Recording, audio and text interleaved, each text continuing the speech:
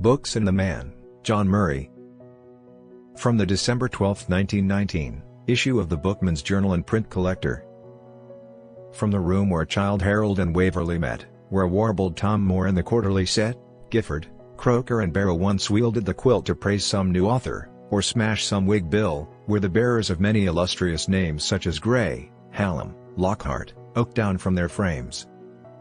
It was in this room, surely one of London's richest treasure houses of literature, that I met Mr. John Murray, the fourth of the famous line of publishers, and Lieutenant Colonel John Murray, DSO, the fifth of the same line. As a matter of fact, they were all there, for the third John Murray, and the second and the first, looked down from old gilded frames, critical and contemplative. It was an auspicious day on which to visit the old house in Albemarle Street, as you shall see. The present business premises of the firm adjoined the old house so intimately associated with Byron, Scott, and the literary giants of the time of Murray too. And inside the unostentatious entrance a scene of hive-like activity, with honeycombed walls of books, met the eye. I found the present head of the house, the fourth John Murray, seated in his library behind a tall desk and beside a long window. Mr. Murray had some good news which was an opportune hors d'oeuvres to the pleasures which followed. We have just received safely from Germany the MSS. of Childe Harold, a Ms. of Walter Scott, and some other rare books which were sent over just before the outbreak of war, he said. They were barred for show in connection with the Leipzig exhibition by the German government. From the outbreak of war we heard nothing of them, and only today have we heard of their return safe and in good condition. It was with this pleasant introduction that I left to begin the tour of the original house of Murray under the pleasant guidance of Colonel John Murray, the fifth, who has returned to the peaceful paths of literary activity after gallant service in France, during which he commanded a battalion of the Royal Scots, and won the DSO and Bar, a military interlude in his career which again is in keeping with family tradition.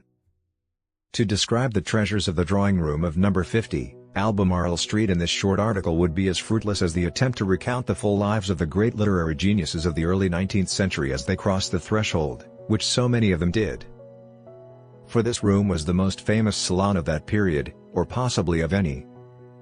Walls have ears, alas that they have no tongues nor ghosts, so that this room could tell us some of the brilliant conversations, the ambitious projects, fulfilled and unfulfilled, which it has heard. Here foregathered Byron, Scott, Southey, Madame de Staël, Canning, Gifford, the first editor of the Quarterly Review, which the second John Murray founded. These are only a few of the celebrated men of letters who sought assistance and congenial acquaintanceship. It was in this room that the publisher brought together for the first time Byron and Scott, who embraced each other in a most affectionate manner and entered into a cordial conversation, which lasted 2 hours. Here, that the Countess Gickley, Byron's lady love, received many kindnesses from the publisher. It is no wonder that the head of the House of Murray, the magnate of the literary world, wrote, in a letter, 1813, to a relative, that he led the most delightful life with means of prosecuting my business with the highest honor and emolument. Those days seemed but yesterday when Colonel Murray recalled to me his grandfather's description of Byron and Scott, both lame, stumping downstairs side by side. There is a very natural temptation to linger over this period, to allow memory to dwell on the pleasant impressions of these delightful rooms at number 50 with their many associations.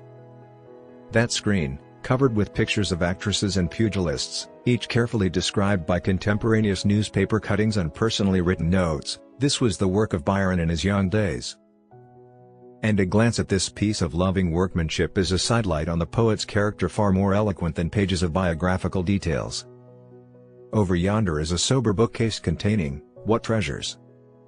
Their clothed in worthy bindings are some of Scott's MSS. In his neat handwriting, Byron's Childe Harold, a massive scrawl, ink splashes and corrections, and numerous other MSS. and first editions of the many celebrated men of letters whose works have been published by the House of Murray. How natural it is to tarry in the great period of the second John Murray is thus easily seen, but it is not because the subsequent history of the house is either less interesting or notable. The third John Murray was famous for his handbook, which was the original work of a man skilled in many tongues and comparable in many ways to the giant in literature, Sir Richard Burton. The handbook alone is a monument, and though it could be surrounded with other pieces, all part of the great fabric of this publishing house, any additions are superfluous. They are all part of the great scheme fashioned and fostered by tradition. First-class biographies, novels, books of travel, they are too numerous to specify, but they have been launched on the appreciative reading world ever since that tradition was established. Today it is so, tomorrow it will be so. One can hardly be inclined to marvel at it because we are a people of traditions. One is less inclined to marvel after a visit to this house in which the past lives so vividly and so lovingly.